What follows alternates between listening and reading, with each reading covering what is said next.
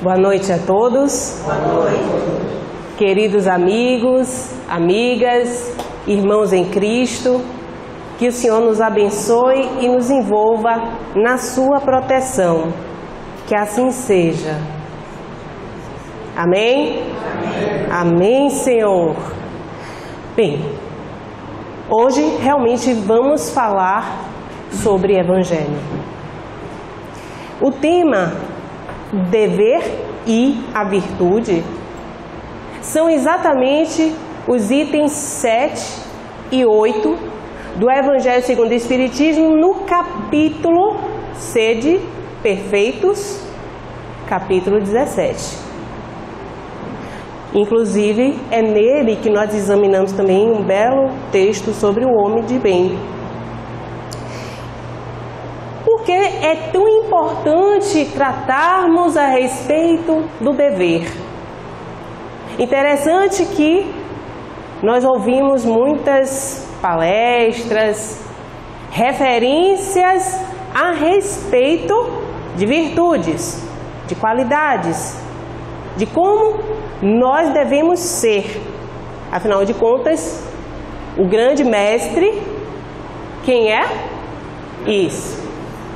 Jesus, modelo e guia da humanidade, ele nos deixa, através do seu Evangelho, através da Boa Nova, com muita claridade, quais são as virtudes, as qualidades que nós devemos desenvolver para cada vez mais estarmos próximos de Deus. Imaginemos um caminho não, vou botar vocês para subirem uma escada. Imaginemos uma escada e Deus está lá no topo dessa escada. Quando a gente fala dos atributos de Deus, do nosso Criador, do nosso Pai, a gente fala que Ele é onisciente, onipresente, né? Por quê? Olha o exemplo da minha escada, Ele está lá em cima. Ele está vendo tudo. Ele está interagindo conosco, vendo cada passo que estamos dando, cada pensamento que estamos tendo. Está sempre conosco, se faz presente. Está ciente do que sentimos. Então, cada vez que nós desenvolvemos uma virtude, vamos subindo os degraus em direção ao Pai, que está lá no topo. É um exemplo para a gente entender didaticamente. Mas como que nós desenvolvemos virtudes? Para começar, lembra que Emmanuel nos dá aquele conselho através de Chico Xavier?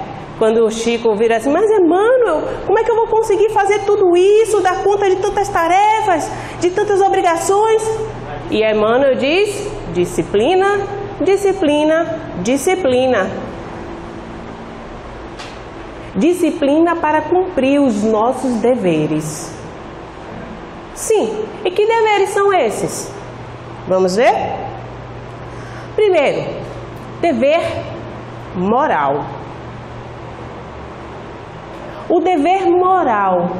Quando eu falo de moral, eu gosto muito de fazer esse joguinho de sons. Moral. Termina com o que? Moral? Moral. Moral de alma. Alma lembra alguma coisa para vocês? Lembra, né? Alma é o que, gente? Amém, Senhor? Espírito, isso mesmo, espírito de luz de preferência, somos todos nós. Então, esse dever moral é o que nós dizemos que é o dever da alma, do espírito, o que nós, como os espíritos imortais, devemos fazer, devemos cumprir para desenvolver as virtudes que nos levam a Deus. E é assim que nós traduzimos, que o dever moral é a lei da vida. Quando falamos em lei, lei da vida, alguém lembra lá do capítulo 3 de O Livro dos Espíritos, questão 614, o que é a lei da vida, o que é a lei divina, o que é a lei natural? É a única lei verdadeira e necessária para a felicidade do homem. E ele só é infeliz quando dela se afasta. Todo mundo aqui está feliz, né? Todo mundo quer brincar, todo mundo pede... Não, só para relaxar um pouco depois do trabalho. Todo mundo está feliz aqui? Aparentemente sim. Porque nós não conseguimos ser plenamente felizes enquanto temos muitas preocupações, muitos aborrecimentos, enquanto ainda não desenvolvemos nossas virtudes. Quer ver um exemplo? Eu ia chegar mais tarde lá, mas todo mundo aqui sabe perdoar? Sim. Sabe, mas você faz? Pratica, né? Sei, tá bom. Também quero. Por que eu estou perguntando isso? A gente fala, sim, eu perdoo. Mas só perdoa aquele que pode perdoar, doar-se. E o perdão é a forma de se doar. Então, quando alguém nos ofende de forma assim muito vil, que vilipendia aqui a nossa alma, fere profundamente, eu digo, eu perdoo essa pessoa. Eu esqueço? Esqueço quando perdoo? Você que perdoa, me ensine aí, esqueço? Não necessariamente. Porque imagine, se eu disser que eu esqueço quando eu perdoo, a pessoa vai fazer várias vezes. E eu vou viver, perdoo e sofro, perdoo e sofro. E a intenção do perdão é que nós não soframos mais com a ofensa. Vocês entenderam o objetivo? Então, quando eu falo perdoar, não é esquecer, não é deixar para lá. E é isso que a gente faz e a gente confunde. A gente acha que perdoar é deixar para lá. Mas aí a pessoa quando vem e faz de novo, a gente sofre.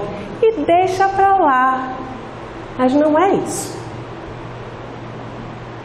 É estarmos já tão desenvolvidos emocionalmente que aquela conduta em relação a mim, que poderia me ferir, já não me fere mais.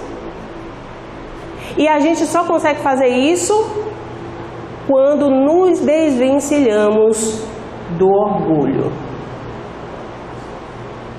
Então, o dever moral é a lei da vida. É a nossa obrigação moral. É a obrigação moral da criatura, nós somos a criatura, para consigo mesma e para com seu próximo. Então, o dever é uma obrigação para comigo e para com o meu próximo. Quem como diz a pergunta do nosso querido fariseu, e quem é meu próximo, Jesus? É a humanidade, somos todos nós. O próximo é qualquer um que está entre nós. Também ainda não chegamos a esse patamar, ainda fazemos seleções. Até na hora que nós adentramos aqui no recinto para estarmos nessa palestra, escolhemos um lugar. Eu vou sentar perto de quem? Vou sentar mais na frente, vou sentar mais atrás, vou poder fazer assim, talvez chegue assado. Estamos sempre fazendo escolhas. E em relação aos indivíduos também, automaticamente nas nossas também reações. Para uns a gente pode dar mais, para outros a gente vai querer dar menos. Uns a gente quer conversar mais, outros, nossa, eu não quero nem ver, não é assim? Então esse dever é para consigo e para com o próximo. E acima de tudo, lembra do mandamento maior? que Jesus resume, né, todos os mandamentos em 2. Amar a Deus acima de todas as coisas, com todo o seu amor, com todo o seu entendimento, com toda a sua alma, com todo o seu espírito. Dependendo da tradução, mudam, né? E ao próximo como a ti mesmo. Se eu tenho um dever para comigo, e eu honro esse dever. Se eu tenho um dever para com o meu próximo, eu honro esse dever. Eu estou honrando também um dever para com Deus. Então esse dever é uma forma de amar. É uma forma de amar. Como, então? Como é essa forma? Que dever é esse? Como é que nós cumprimos o nosso dever moral? O nosso dever espiritual, o dever da alma. Como? É muito difícil. Quais, aliás, são as barreiras para que eu cumpra o meu dever moral? Quando estamos já comprometidos com a reforma íntima, começam as nossas modificações, pequenas a princípio, depois bem radicais, que até os familiares começam a notar, depois os amigos começam a reclamar. Eles nem dão muita força, começam a reclamar. Por que você não sai mais? Por que você não faz aquilo? Porque você vai mudando seus gostos, suas condutas. E aí vem a dificuldade de permanecer no novo hábito, na nova conduta. É por isso que muitas vezes a gente se propõe a fazer algo diferente. Não, a partir de hoje, vamos botar aqui, vamos dizer, um vício. Vou parar de fumar. Não vou fumar mais. Eu sei que muita gente aqui, aliás, ninguém mais fuma, graças a Deus, né? Então, vou parar de fumar. Aí vem aqueles amigos que costumam fumar, me chamam para sair, passo a noite inteira fumando. Eu, na minha proposta de mudança, chega uma hora que eu não aguento. Não, vou fumar pelo menos só um. Não vou voltar não, mas vou fumar só um. Já voltou. Já voltou. Então, a dificuldade está exatamente nas nossas paixões, no nosso interesse. Lembra que o nosso coração está com o nosso tesouro. Então ele nos leva para o nosso tesouro. As minhas vontades, o que eu tenho vontade de fazer, naquele momento, vai ser muito mais forte do que as minhas propostas. Enquanto estamos encarnados aqui num planeta de provas e expiações, estaremos o tempo inteiro sendo provados. Então, por se achar em antagonismo com as atrações do interesse próprio, os meus prazeres, a minha satisfação momentânea, e do coração as minhas paixões. Aqui coração não está representando amor, não, está representando paixões. Aquilo que rouba a minha emoção, leva, me domina. Então é difícil a gente cumprir o nosso dever quando nos deixamos levar pelos prazeres. Ah, Karine, mas quer dizer que então agora não vou ter mais prazer nenhum? Vai, mas cumpra seu dever primeiro. Até porque quando nós cumprimos o dever, quando vamos agir, a nossa conduta é diferente. Porque muitas coisas já ficaram superadas. Devido às nossas imperfeições, somos atraídos para os nossos desejos e nos esquecemos então dos deveres. Uma amiga minha que estava estudando para concurso, ela falou, o mais difícil é quando chega o final de semana, que todas as minhas amigas querem ir à praia, querem ir ao cinema, querem ir para barzinho, e eu estou aqui estudando, porque eu quero ser juíza. Eu falei, oh, que lindo, uma boa proposta. Mas se você quer ser realmente, não vá para Brasil, não vá para a sua praia, não vá para o seu cinema. Deixe para gozar isso depois que você já estiver lá em cima. Porque deslizamos nas nossas propostas, nos compromissos pessoais. Transferimos a nossa responsabilidade a terceiros sobre o dever com o nosso próximo. Esse era um diálogo que eu tinha, revoltante até, com meu pai, que meu pai sempre me falava na infância. Eu cresci assim, ouvindo isso. Eu não vou dar nada para esse rapazinho aí que está pedindo esmola, porque isso é responsabilidade do governo. O governo tem que dar educação, o governo tem que dar saúde. O governo, a gente sabe, é só pegar a Constituição, vai estar lá. A gente tem direito à saúde, tem direito a ter lazer, trabalho, transporte. Tudo isso está garantido lá na Constituição, mas é a nossa realidade? É? Não, não é. E aí então, vamos sentar, não vamos fazer nada, vamos inclusive ficar reclamando, tá vendo isso aí, essa miséria, tá vendo aí essa violência, é culpa do governo. Essa miséria, essa violência está na sociedade, a sociedade é um organismo e nós fazemos parte desse organismo. Uma vez questionaram Chico Xavier a respeito disso. Ô Chico, vem cá, você acha correto ficar dando esmola aí pro rapaz? Rapaz, tem até saúde para trabalhar, só agora momentaneamente porque não tá, você fica aí sustentando. Quando ele ficar bom, quando ele tiver realmente muita força para poder trabalhar, não vai querer porque você tem que sustente. Você acha isso correto?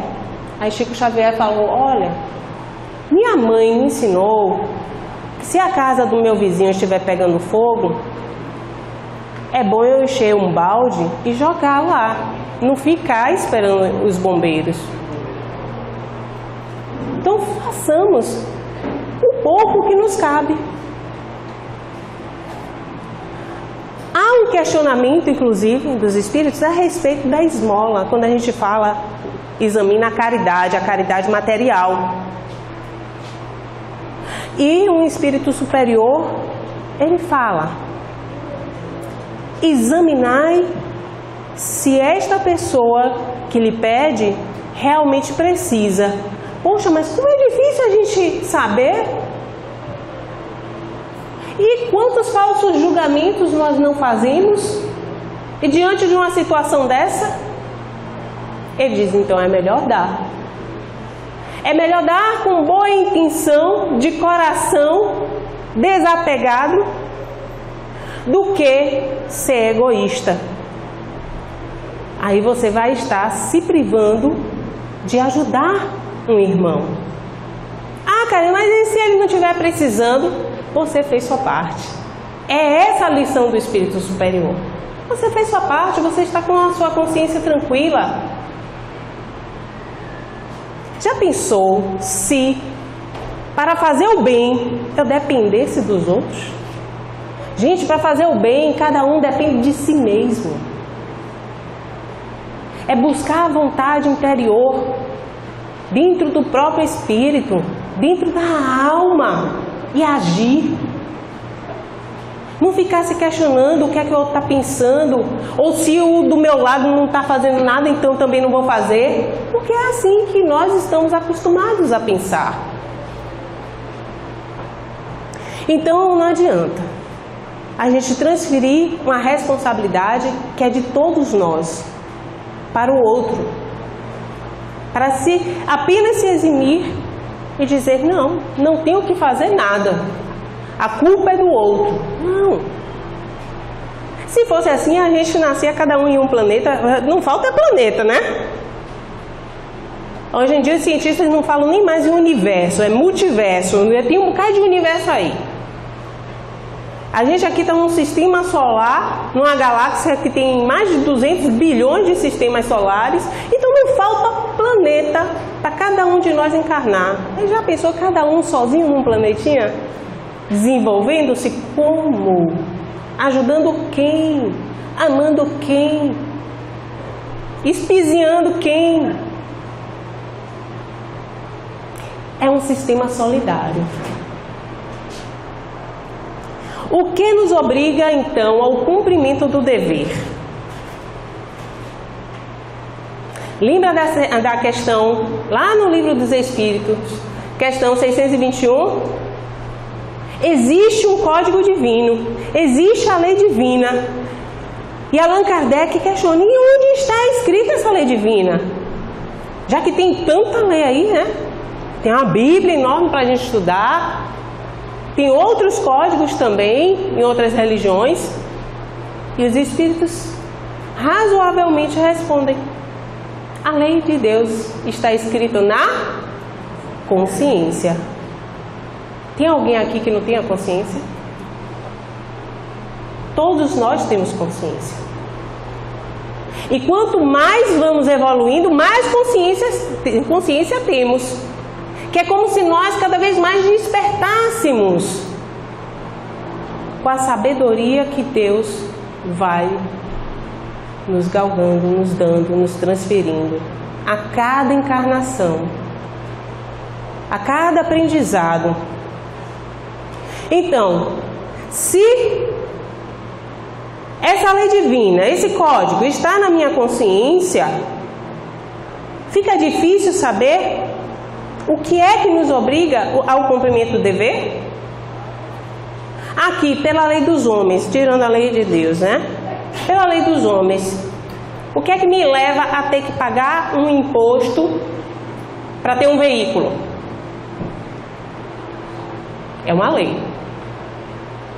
O que é que me leva a pagar o imposto de novo para ter uma casa? IPTU, né? Lei. Uma obrigação, existe um ordenamento, uma ordem. Que nós temos uma legislação perante os homens, né? Os homens fazem as nossas leis e nós cumprimos aqui. Estamos falando de encarnados. Eu desencarno, não obedeço mais lei nenhuma? Não. Eu obedeço sim. Eu obedeço a lei divina, encarnado ou desencarnado, onde quiser, onde eu estiver. Em qualquer dimensão, eu vou estar sendo sempre submetida às leis de Deus. Olha a importância da gente, então, compreender a lei divina. Então, o que nos obriga ao cumprimento do dever são os deveres sociais, né, para com a sociedade, como eu dei aquele exemplo, que nós devemos ajudar uns aos outros, sermos solidários. Os deveres legais, que a legislação impõe para todos nós. As leis estão aí justamente para delimitar espaços de convívio, para que nós consigamos viver em sociedade de uma forma organizada. E também os deveres profissionais. Quando a gente fala, né, profissão, ofício, trabalho, você pode até não ter tido uma grande formação, mas você quer trabalhar, é só se dedicar a um próximo. Vai numa instituição. O que não falta é o que fazer para ajudar o outro.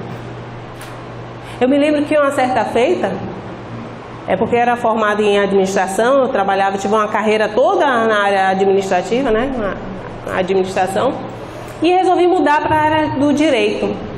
Logo que eu me formei em direito, eu virei, e agora? Minha família não tem um advogado. Me vi desempregada. Naquele momento eu virei, não, desempregada eu posso estar, mas ociosa nunca. E aí fui trabalhar para algumas instituições que estavam ligadas a alguns centros em Salvador. E uma delas até o Lar Vida. E foi um trabalho excepcional. Aquilo começou, inclusive, a minha mudança na doutrina espírita, convivendo com as crianças daquela instituição, com todas as suas limitações. Porque é quando a gente vê que o outro tem muito mais limitações do que nós, a gente começa a valorizar o que a gente tem. A saúde, a mobilidade.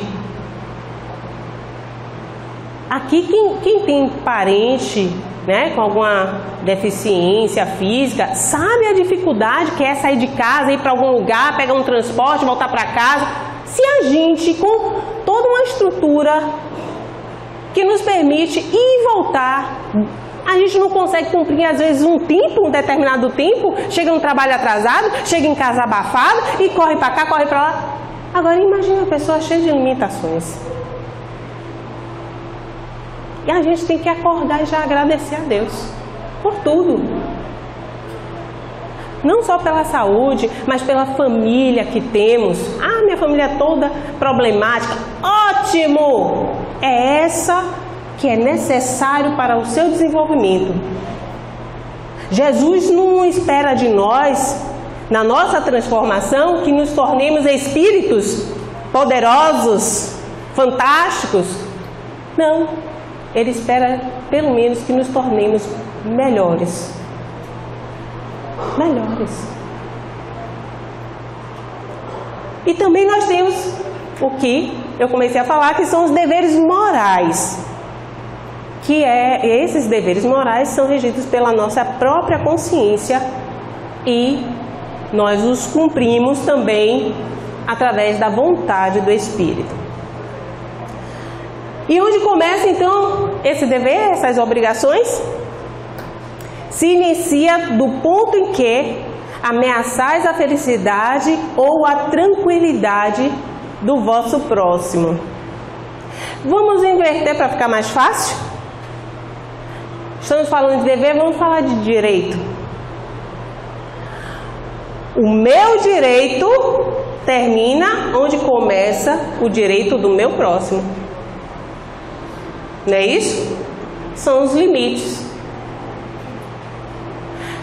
Outra tradução. Não fazei ao próximo o que não quererias que fizessem contigo. Outra tradução. Fazei ao próximo aquilo que gostaria que fizesses a ti. Então é essa a obrigação. Uns para com os outros. Isso lembra o quê? Caridade, né? Onde encontramos então essa orientação para cumprir o dever? Alguém está ouvindo a palestra aqui hoje? Vamos fazer um teste? Eu já falei. Onde é que nós encontramos a orientação para cumprir o dever? Só? Basicamente na nossa consciência. Que é lá que está escrita a lei de Deus. Mas conseguimos investigar a nossa consciência? Conseguimos ter plena noção dessa lei divina? Tem gente que lê a parte terceira do Livro dos Espíritos, as leis morais, 10, 20, 30 vezes e não consegue entender essas leis divinas. Qual o instrumento que podemos ter, então, que nos auxilie não só a entender a lei de Deus, como a vivenciá-la? Quem foi que vivenciou a lei de Deus e nos deixou como exemplo? Jesus. Qual o Espírito mais perfeito que já esteve entre nós aqui na Terra, que sirva de modelo e guia para a humanidade? Vede Jesus. Então é através das lições do Mestre Jesus que nós conseguimos compreender bem a lei de Deus. Através do Evangelho. Só para vocês terem uma ideia. Karen, vou ter que ler todos os Evangelhos, estudar tudo. Vá lá, capítulo 5 de Mateus, até o 7º. E verifique o Sermão do Monte. As bem-aventuranças. As bem-aventuranças. Só ali Jesus já deixa bem claro quantas virtudes devemos nós todos desenvolver. E falando em virtude, quando a gente fala a respeito de providência divina, Deus criou todos os homens iguais para a dor e para a felicidade. Então todos nós temos obrigações e todos nós desenvolveremos as virtudes. Todos nós sofremos, passamos pela dor, a não ser que tenha algum anjo aqui, eu não estou sabendo, né? Se revele aí, por favor. Não, espírito puro hoje, nenhum, graças a Deus, porque às vezes aparece um e diz, eu! Então, todos nós passamos pela dor. A dor é um instrumento de aprendizado. E todos nós um dia atingiremos a felicidade. É para isso que o espírito evolui. Então, a fim de que sejam instruídos pela experiência comum, Deus nos dá esse instrumento e nos dá a compensação. Então, ou seja, nos dá o instrumento da dor, do sofrimento. A gente passa por essas lições com dificuldade, mas também, quando nós vencemos esses obstáculos, estamos muito mais fortes, mais capacitados, temos uma visão muito mais ampla. É que nem aquele viajante que está passando por um grande planalto, diante de uma grande montanha. Para chegar até o topo dessa montanha, ele olha para a montanha está lá distante, olha, o caminho é muito grande, é muito longo ainda, e ele só tem a visão do que está ao seu redor. A realidade é aquele espaço ao seu redor. Mas depois que ele corre todos os caminhos para chegar até o topo da montanha, quando ele olha lá em cima, lembra a visão de Deus? A visão é outra. Completamente diferente. Nós não podemos alegar ignorância das consequências dos maus hábitos, das palavras ruins, do mal em si. Dizer assim, mas eu não sabia que ia te magoar. Como assim? Não sabia? Eu tenho um exemplo. Aliás, falando em futebol, que está bem em voga, né? Mas não entrando em polêmicas. Alguém aqui sabe me dizer como é que um goleiro treina para defender os pênaltis? Dentro do treinamento, né, do time, o goleiro fica lá no gol e o pessoal chutando, os seus companheiros, não é isso? O pessoal do time, e ele só, pra lá, pra cá, pra lá. Ele consegue fazer um cálculo. Agora, fulano vai chutar, vai fazer uma curva, e aí MC ao quadrado, depois vai a gravidade. Não. Ele não faz nenhum cálculo de física, não. Ele simplesmente vai por instinto para onde ele acha que a bola está vindo. Muitas vezes ele vai para o lado contrário até. Mas se torna automático. Por quê? Treino. Tudo na vida é treino, gente. A gente começa a fazer aos pouquinhos e vai, sempre fazendo. Daqui a pouco está automático. Lembra quando eu falei do perdão? O espírito, quando ele é puro, ele nem se ofende. Ele não precisa perdoar. Por quê? Ele já perdoou. Chega um dia que aquela ofensa já nem chega até ele. Ele olha para o ofensor e diz, criança, treino. Temos que treinar no bem. O amor ao dever confere à alma o vigor necessário ao desenvolvimento de virtudes e jamais cessa essa obrigação moral, a nossa obrigação moral para com Deus. Nunca vai acabar. Porque enquanto somos espíritos imortais, sempre estaremos contribuindo na criação divina. Por daí nós somos co-criadores. Uma vez um palestrante, Haroldo Dutra Dias, num congresso, ele virou assim, vou dar uma boa notícia para vocês. E principalmente para aqueles que estão para se aposentar. Espírito vai trabalhar eternamente. Espírito não se aposenta. Você pode se aposentar enquanto está encarnado. Mas durante sua jornada evolutiva, encarnado ou desencarnado, sempre estaremos trabalhando. Até recém-encarnado, uma criança, um neném, Karina, não exagere, sim, está trabalhando. Como, Karina?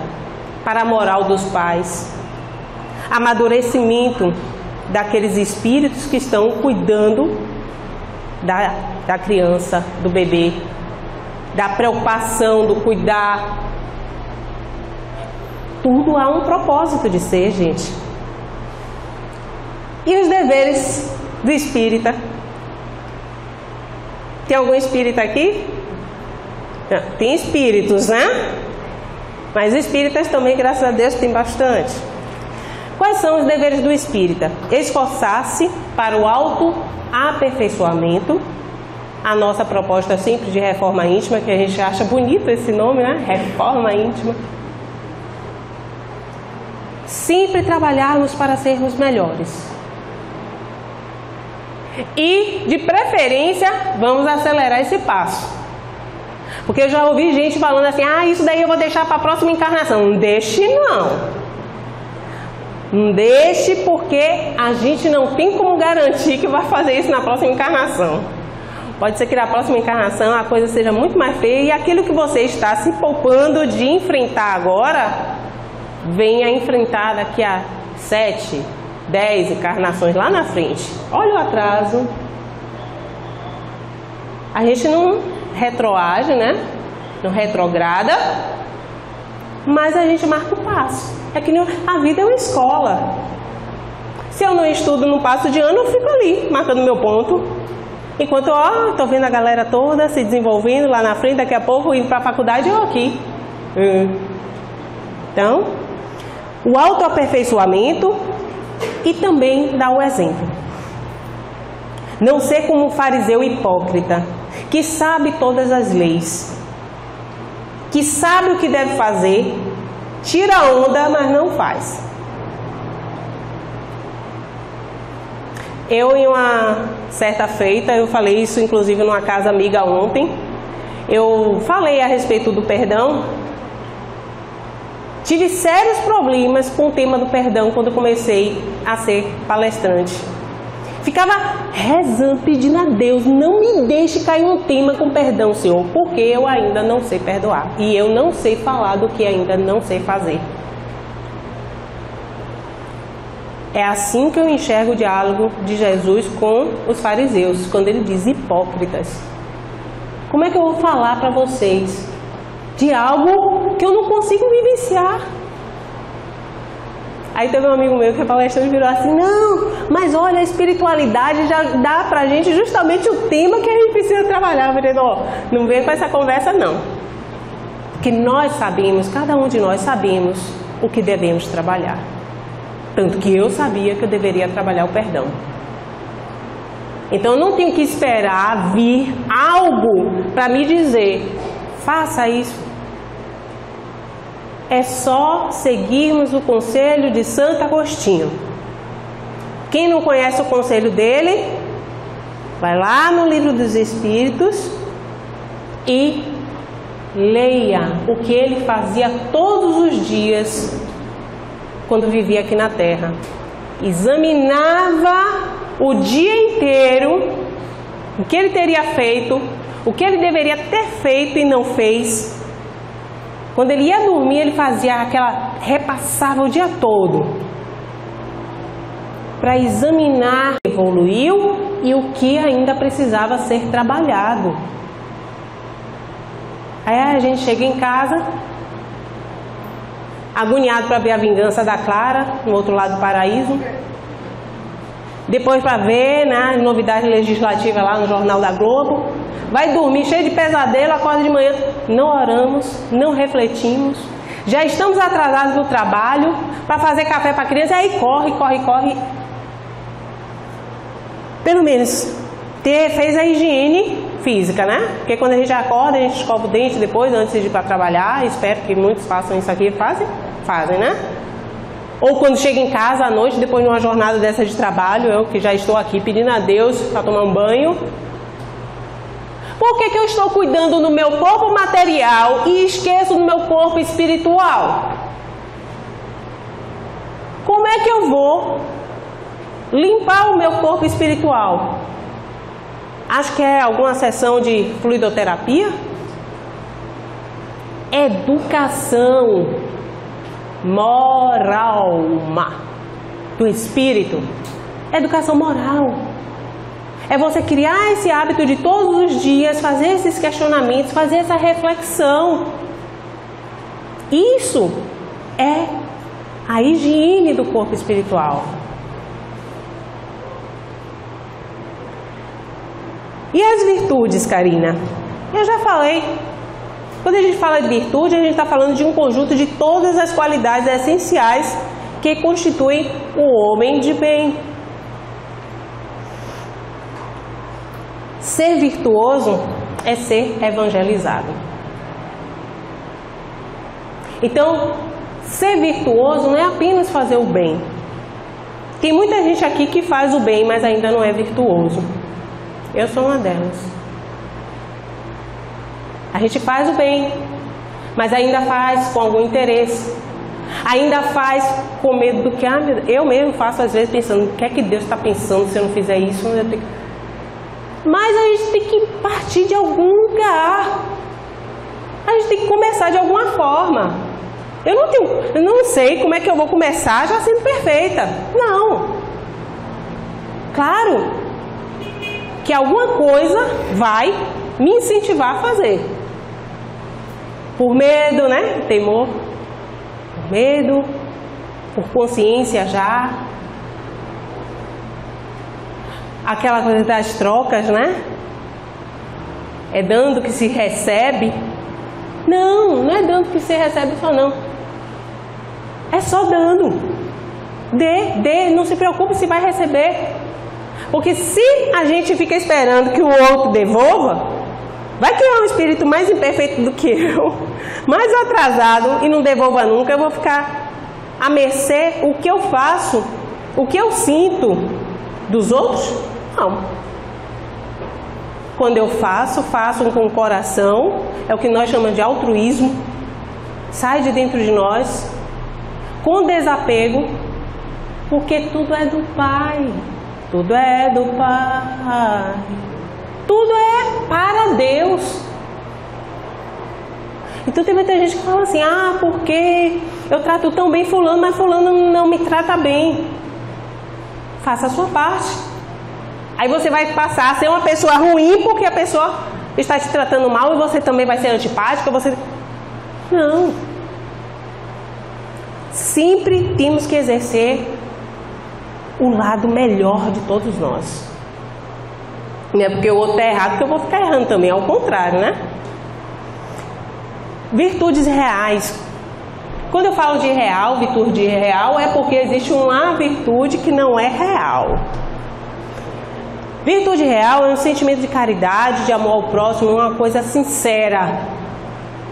Eu coloquei até a imagem aqui de Chico Xavier. A gente tem Irmã Dulce, Madre Teresa de Calcutá, Chico, Francisco de Assis, vários vultos que a gente pode trazer um exemplo de altruísmo, de amor incondicional. O próprio Mestre Jesus, óbvio. Aquele que não se preocupa em receber, como eu acabei de falar. Desinteresse, satisfação em servir. Quando a gente começa realmente a servir de coração, acho que quem mais recebe o mérito, a alegria na alma somos nós. Não é nem quem está recebendo a nossa doação de amor, de carinho, ou material, seja lá o que for. É a nossa satisfação íntima de estar sendo útil, estar servindo realmente, que é a proposta de cada um de nós. Fé no porvir, fé no futuro. Quando nós falamos a respeito da imortalidade. Somos espíritos imortais. Sabemos que existe um futuro muito bonito para todos nós aí na frente. Fé em Deus. Que existe algo maior que nos rege. Até os grandes cientistas, outro dia eu estava ouvindo a respeito de uma carta que Einstein deixou através da filha para que décadas depois fosse aberto e falasse, ele dizendo, olha, eu desenvolvi várias teorias, inclusive da relatividade, mas tem muita coisa que não se explica, porque há uma força maior por trás de tudo isso.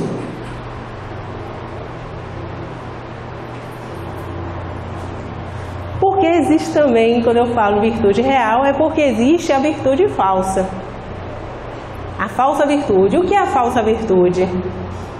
A falsa virtude, afinal de contas, é uma virtude? Não, não é. Lembra? Eu posso fazer o bem, mas eu sou virtuosa? Não. Mas eu posso passar uma aparência, né? Aparentar ser. Então, aquele que faz trabalhos, né, que ele se doa, voluntário, e depois fica falando aí, né, para todo mundo, olha, eu faço isso, eu faço aquilo, querendo ter a sua importância ser medida pelo outro através do que ele está propagando. Olha, eu faço, aconteço isso. Isso é virtude? Não, não é. Se eu sempre dou esse exemplo, né, do coitado do político, porque vai ter eleição, aí eu sempre estou alertando. Ó, toma atenção. Político que chega de hora para outra, você nunca viu, mas cai assim de paraquedas na sua frente, porque esse ano é de eleição, e vira assim, olha, eu vou ajudar você, não se preocupe, vou te dar uma cesta básica todo mês e tudo. Ele está fazendo bem?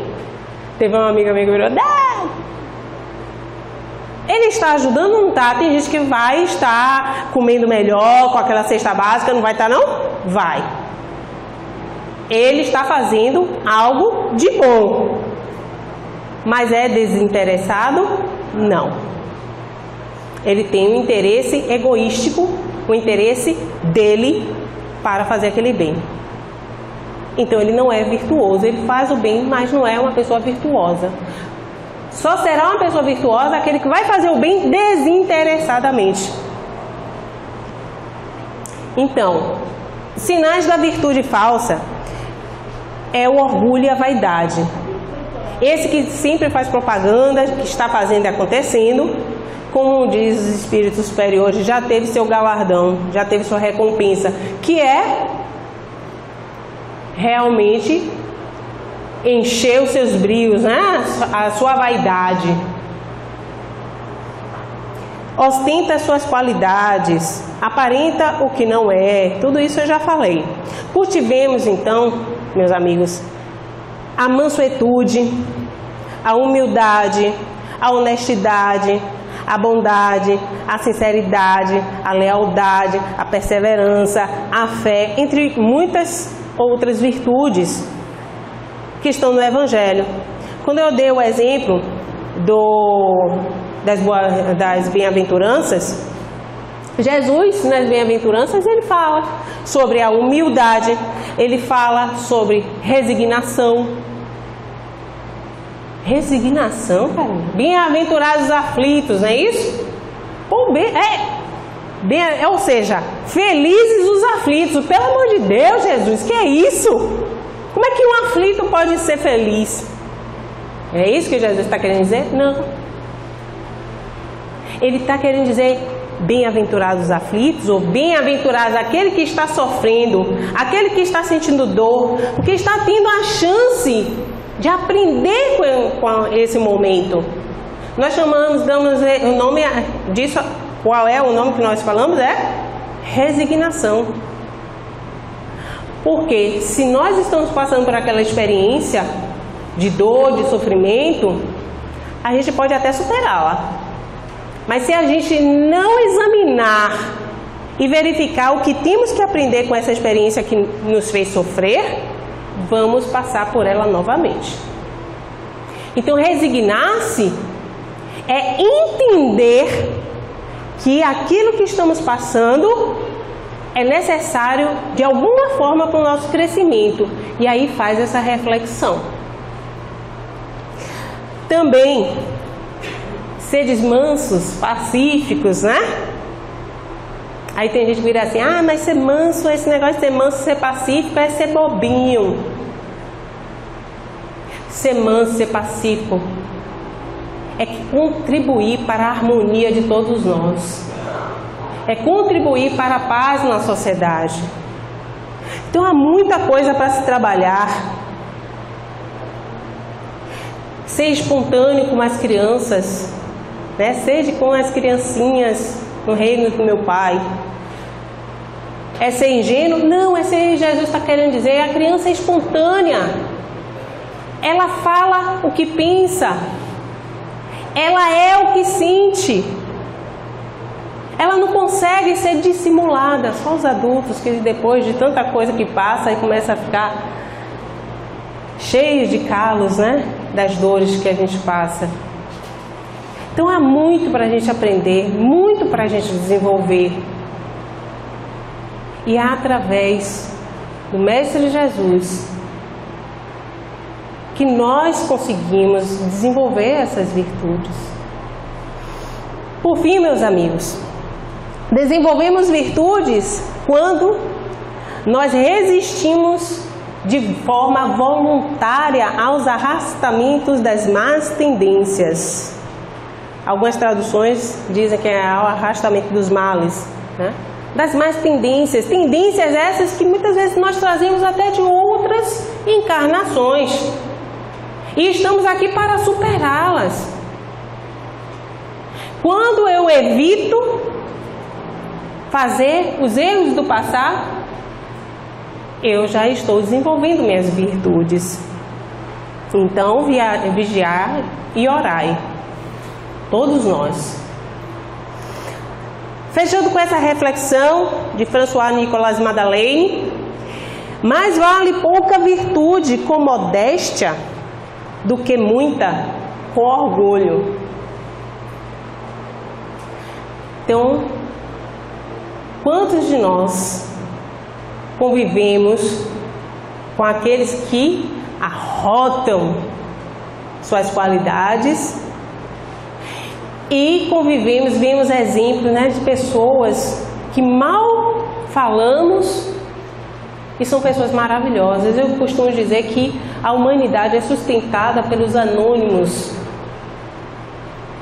Alguém aqui sabe o nome de um médico que está lá na guerra, um médico sem fronteiras? Alguém conhece alguém aqui? Hã? Conhece? Não, né? Oh, que pena. Nós temos muitos heróis por aí. Muitos.